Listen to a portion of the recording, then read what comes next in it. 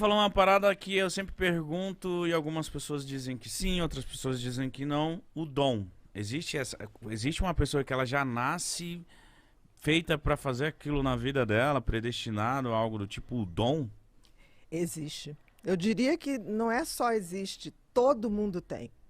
A diferença é se uma educação ou um meio ambiente vai ser capaz de fazer aquilo ficar muito claro desde muito cedo. Ou se o meio ambiente, a sociedade e a educação for atrapalhar. Todo mundo nasce com dom. É.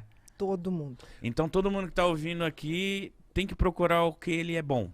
Com certeza. Por exemplo, você lembra de alguma coisa que você, em criança, você sentia que fazia melhor do que os outros? Sim. O que era?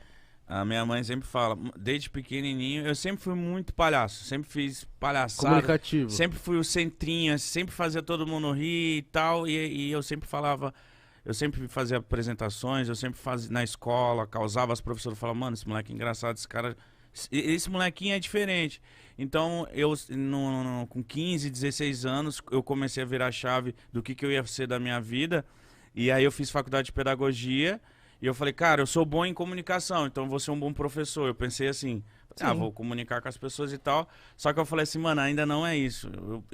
Eu acho que eu sou mais comunicativo, vou tentar com as câmeras, algo do tipo. Então, eu tenho uma facilidade com câmeras, com me jogar em qualquer lugar, eu me resolvo, eu faço amizade fácil.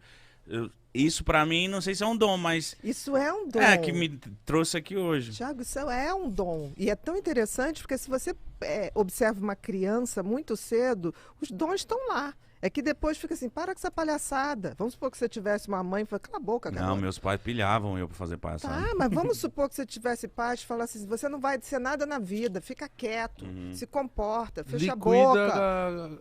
Mas é o que a maioria acontece, porque os dons estão lá. Verdade. Entendeu? Então é o que eu digo, uma educação não cria um dom, ou potencializa ou aniquila.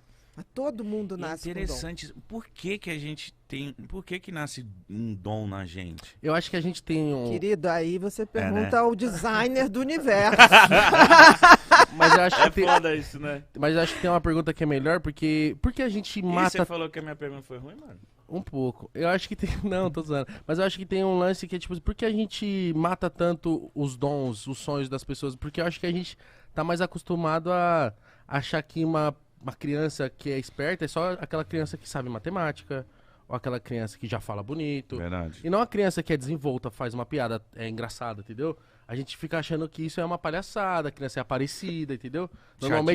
Normalmente na escola, quem é o inteligente? O que fica calado. O bom em matemática. O que é conversador é o que tá atrapalhando. Normalmente atrapalha, mas você pode lidar com essa criança de outro jeito. Claro.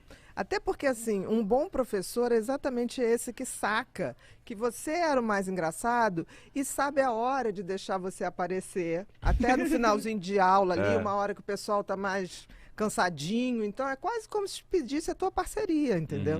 Então, não é para liquidar.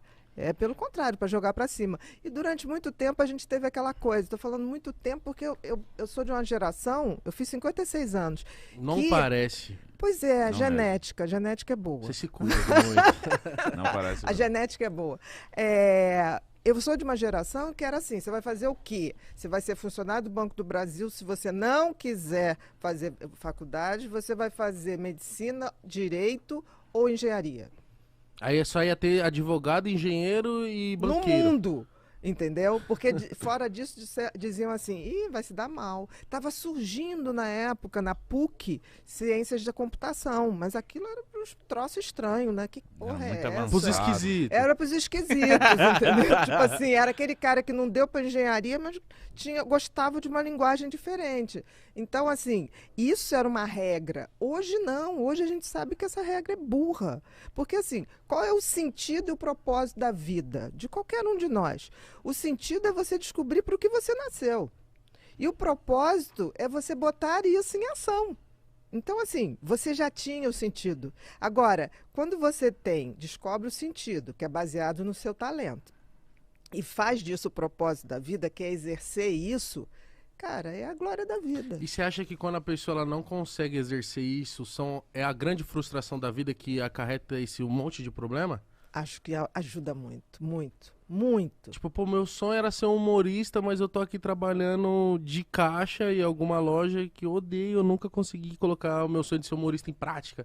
E aí essa frustração leva a pessoa a ser uma pessoa mais triste, frustrada, e aí vai acarretando um monte de coisa. Eu acho que sim. Isso não quer dizer que você tenha que começar no propósito da tua vida, no sentido. Ninguém começa. Sim, óbvio. Né? Agora, você tem que ter, e hoje eu acho muito bacana essa geração mais nova, que a gente vai ter, a geração mais nova vai ter várias profissões.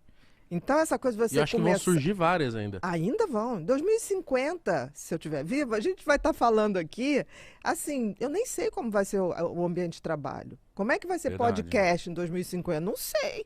De repente, a gente vai estar no metaverso, fazendo um podcast. Meu Deus. Entendeu? A gente vai estar lá nos bonequinhos no meio do mundo fazendo isso. Então, assim, tudo vai mudar muito. Mas o que eu acho que é fundamental essa geração nova, e vocês fazem parte disso, é que se tornou possível quebrar as regras, abrir uma outra porta. A rebeldia ficou bonita, né?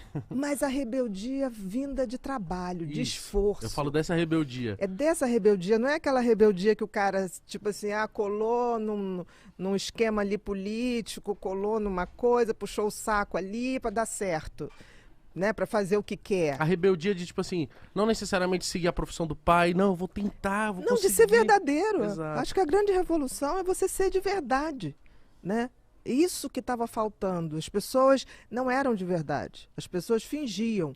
E aí eu acho que colabora muito para não para adoecer em si, mas para ser o gatilho de um adoecimento. Porque da mesma maneira que a gente nasce com dom, a gente traz uma genética também para adoecer. Então, né? Que pode passar a vida inteira sem se manifestar. E como dom, esse lance da genética pra adoecer, a gente também potencializa ou liquida? Com certeza. Com certeza. Por exemplo, eu tenho déficit de atenção, que é uma hiperatividade mental. Se eu for adoecer, eu sei que eu vou adoecer ou de excesso de ansiedade, tipo ansiedade generalizada, síndrome do pânico, ou de exaustão mental. Porque eu sou uma pessoa que eu estou sempre pensando em alguma coisa. Eu para não esquecer o que eu pensei, eu tenho que estar anotando. Nossa, é um cansaço horrível da Isso, mente, né? Então, eu nunca tive depressão, mas eu já tive exaustão. De a cabeça não parar. Isso.